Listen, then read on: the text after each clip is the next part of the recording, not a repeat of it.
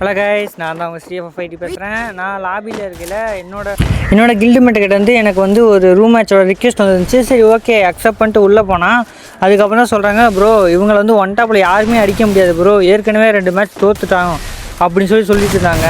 அப்படியே எனக்கு நான் அப்படியே ஷாக் ஆகிட்டேன்.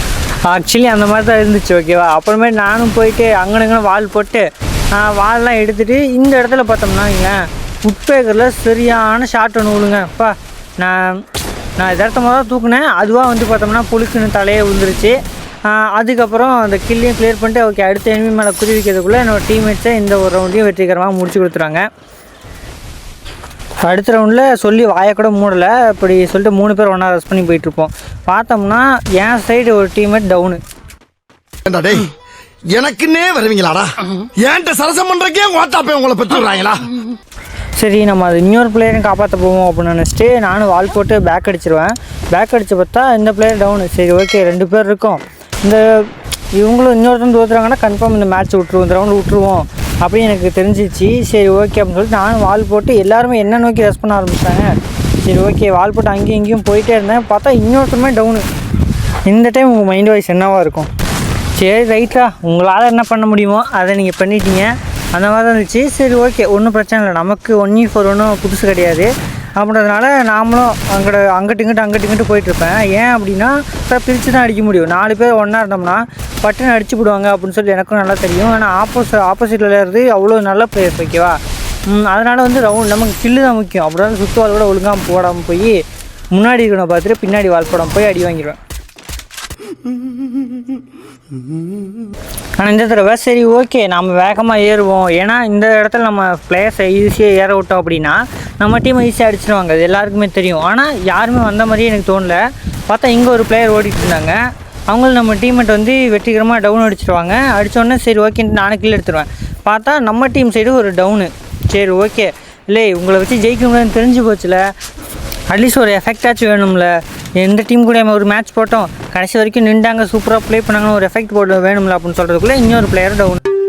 என்னடா சரி 2 பேர் தான் இருக்குமே, நம்ம ஒரு 2v3 ஆடுவோம் அப்படின்னு நினச்சி பார்த்தா ஒரு 1v3 சுச்சுவேஷன். ஓகேவா, இந்த ஒரு 1v3 சுச்சுவேஷனை கொஞ்சம் கூலாக ஹேண்டில் பண்ணுவோம் அப்படின்னு நினச்சி நான் சுற்றி வந்துட்டு இருந்தோன்னே சரி ஓகே 2 பிளேயர் நம்ம அடிச்சிடும். 3ஆவதாக ஒருத்தன் அவன் தான் பைப்பில் சரியான ஆட்டம் வைப்பாங்க, இங்கிட்ட போவோம் அங்கிட்ட நம்ம படுத்துட்டு அடிக்கலாம் ட்ரை பண்ணிட்டு இருப்பான். ஒரு 1v3 முடிச்சோன்னே என் மனசுக்குள்ள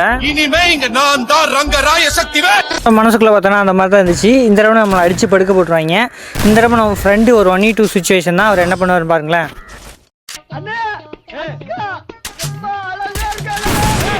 இந்த ஒரு பிளேயர் பார்த்தோம்னா எப்போயும் எல்லாருமே அடிச்சுட்டே இருந்தாங்க. சரி என் ஃப்ரெண்டு பண்ணுற மாதிரி வாலே அழுத்தி பிடிச்சிட்டு இந்த பிளேயரையும் கில் எடுத்துகிட்டு வெளியே போயிட்டு சரி ஓகே இன்னும் ஒருத்தர் தான் இருக்காங்க, அவங்கள அடித்தோம்னா இந்த ரவுண்ட் நம்ம எடுத்துடலாம் நினச்சிட்டு பார்க்கும்போது நம்ம டீம் வச்சு அந்த ஒரு கில்லை மட்டும் கரெக்டாக எடுத்துருவாங்க. சரி ரைட்டு அப்படின்னு இந்த ரவுண்டில் நம்மளோட டீம்மேட்டில் ஏற்கனவே அவங்க டீமில் ஒருத்தர் காலி, நான் எங்கள் டீமில் ஒருத்தர் காலி.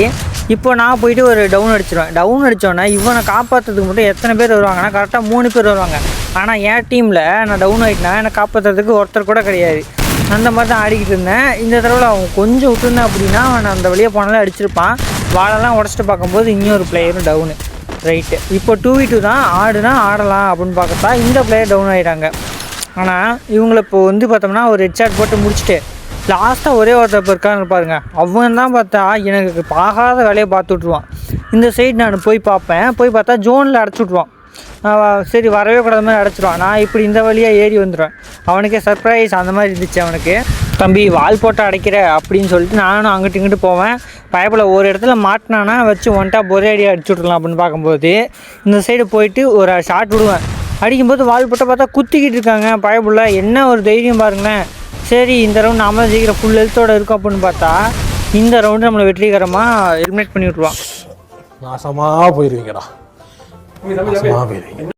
அது ப்ரோ ஜோன் வந்ததுக்கு அவங்க என்ன பண்ணுவாங்கன்னு கேட்டிங்கன்னா அடைச்சி விட்டாங்க, அது சுற்றியெல்லாம் வந்தாங்க, இவ்வளோ சூப்பராக விளையாடினாங்க. அவங்க ஆப்போசிட் சைடு பார்த்தோம்னா நல்லா தான் விளையாண்டாங்க.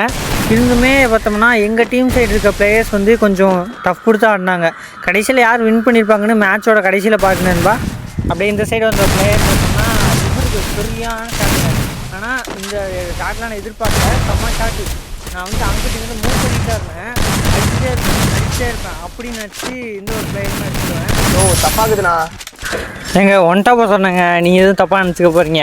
சரி ஓகே, இந்த சைடு ஒரு 4 பேர் ஏறி ரஷ் அடித்தோம். ரஷ் அடிச்சுட்டு பார்க்கையில் எங்கள் டீமில் 3 பேர் தொடர்ந்து செத்துட்டாங்க. ரைட்டு, இந்த தடவை ஒரு 1v3 சுச்சுவேஷன். நான் அடிச்சிருப்பேனா இல்லையான்றதை பாருங்கள். இப்போ அந்த இடத்துல ஒரு ஃபாஸ்ட்டாக டவுன் அடிச்சு கில்லெல்லாம் எடுத்துகிட்டு அப்படியே போயிட்டு சரி இது மேட்ச் முடிச்சிடுவோம் அப்படின்னு நான் தான் ஒரு ஓவர் கான்ஃபிடென்ட்டில் இருப்பேன். ஆனால் அந்த பிளேயர் பண்ணதை வாழ்க்கையை வெறுத்துட்டேன். அந்த ஒரு பிளேயர் பண்ணது காலையில என்ன விளையாட்டு காட்டுறாங்க, எப்படி எல்லாம் சோதிக்கிறாங்க. இந்த இடத்துல சரி இப்படியே அங்கே நான் போயிட்டு அடிப்போம், நீ சுற்றி வரீங்க அப்படின்னு நினச்சிட்டு லாங்கிலேருந்து அந்த பிளேயர் தலையில தட்டி உக்கார் அப்படின்ற மாதிரி அடித்தாச்சு. அடிச்சுட்டு இன்னும் ஒரு 2 பேர் தான் ஏற்கனவே என் டீம்மேட்ஸ் ஒருத்தவங்களை அடிச்சிட்டாங்க. இந்த 2 பேரையுமே பார்த்தோம்னா நம்ம அடிச்சிருப்போமா இல்லையா அப்படின்றது மறக்காமல் கமெண்ட் பண்ணுங்கள். நான் அடித்த ஷாட்டில் எந்த ஷாட் உங்களுக்கு பிடிச்சிருந்து மறக்காமல் டைமில் நோட் பண்ணி கமெண்ட் பண்ணிட்டு போங்க நண்பா. Comment must. இது வரைக்குமே நான் உங்களை சப்ஸ்கிரைப் பண்ண சொல்லவே இல்லை. எனக்கு புதுசாக பாருங்க, ஒரு சப்ஸ்கிரைப் பண்ணுங்கள். ஆல்ரெடி சப்ஸ்கிரைப் பண்ணுவாங்க, லைக்கு கமெண்ட்டு அதெல்லாம் போட்டுங்க நண்பா. இப்போ வந்து பார்த்தோம்னா 2 பேர் அடிச்சிட்டோம். இந்த 3ஆவதாக ஒருத்தர் அடிக்கிற சுச்சுவேஷனோ இல்லை ஏஸ் அடிக்கிற சுச்சுவேஷன்லேயே பார்த்தோம்னா நம்ம கண்டிப்பாக சொதப்பிடுவோம். ஆனால் இந்த தடவை அப்படி இல்லை. இப்படி போயிட்டு 360 திரும்பி சரியான ஷாட்டுங்க. அப்பா தலை தனியாக போயிடுச்சு. அதுக்கடுத்தது இந்த இடத்துலையும் ஒரு சரியான டவுன் அடிச்சுட்டு என் டீம்ஸ் அப்புறம் கதற ஆரம்பிச்சிடுவாங்க. ப்ரோ நீயே அடிச்சிட்டு இருக்க ப்ரோ, நான் அங்கெல்லாம் போய் எதுக்கு ப்ரோ வந்துருக்கோன்ற மாதிரி சொல்லுவாங்க. சரி ஓகே சரி ப்ரோ உங்கள் இஷ்டம் அப்படின்னு சொல்லிட்டு நானும் ஃப்ரீயாக விட்டுருவேன். உனக்கு ஆடவும் தெரியல, சரி பேசாம உக்காடுறானா கேட்கவும் மாட்டேங்கிற. ஓகே கைஸ், இத்தோட இந்த வீடியோ முடிச்சுக்கிறேன். கடைசியில் பார்த்தோன்னா ஒரு 16 கில் அடிச்சு இந்த மேட்ச்சை நம்ம வெற்றிகரமாக போய் அடிச்சிடுவோம். அந்த கிளிப்லாம் நம்ம லாஸ்ட்டில் ஆட் பண்ணல, அதெல்லாம் எதுக்கு தேவையில்லாம உங்களை போர் அடிச்சு அப்படின்னு சொல்லிட்டு விட்டுட்டேன். இதுக்கு இந்த மாதிரி நல்ல வீடியோஸ்லாம் பார்க்கணும், இந்த வீடியோ எல்லாம் குறைஞ்சிச்சு அப்படின்னா மறக்காமல் கமெண்ட் பண்ணுங்கள். நான் என்ன குறை பண்ணுறதை நானும் பார்த்து தெரிஞ்சுக்கிறேன். ஏன்னா நான் கண்டென்ட் க்ரியேஷனுக்குள்ளே இப்போ தான் புதுசாக வந்திருக்கேன். என்னோடய ஆடியன்ஸுக்கு தெரியும். புதுசாக பார்த்தீங்கன்னா மறக்காம ஒரு சப்ஸ்கிரைப் பண்ணிட்டு போங்க நண்பா. ஒரு நல்ல ஒரு வீடியோவில் பார்ப்போம். அதுவரை உங்களிடமிருந்து விடைபெறுவது ஸ்ரீ FF5T. ஏன்டா ஸ்ரீ நேம்லாம் சேஞ்ச் பண்ணிட்டேன் என்ன விஷயம் அப்படின்னு கேட்டால் நான் ஷார்ட்ஸில் சொல்கிறேன். பாய்.